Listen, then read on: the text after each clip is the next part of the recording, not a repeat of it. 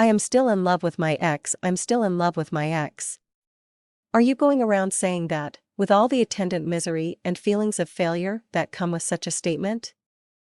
Are your friends avoiding you because all you do is whine, I'm still in love with my ex?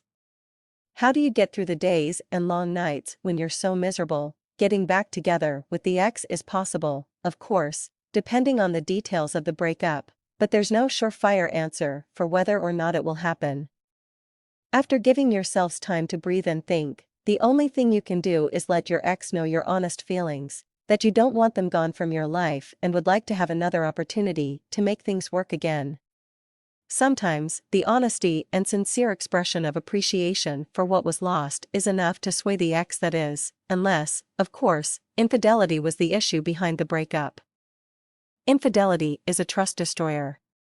Whether you were the one that cheated or the ex was, trust is a privilege that is extremely hard to regain once broken.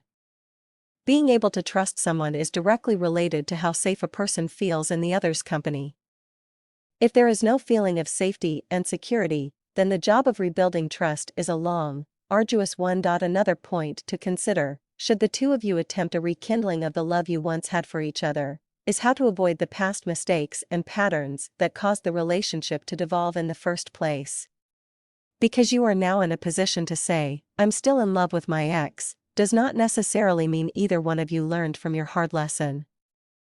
Hopefully, you did and can identify the specific problems that caused the breakup. Because, in order to not have history repeat itself, these issues must be identified and remedied. Being in love is actually the easy part of the whole equation. Keeping a romance alive and well is the tough part, the part that requires constant attention. Unfortunately, in the case of rebuilding a broken love, you've got even more work to do.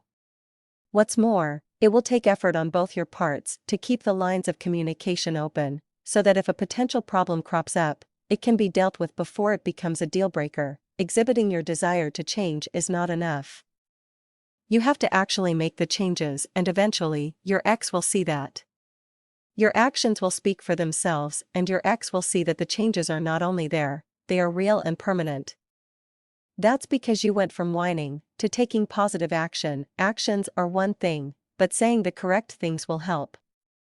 Still, what really matters most is your sincere desire to change, because if you're only changing just long enough to get your ex back, then no amount of temporary change will make the relationship work.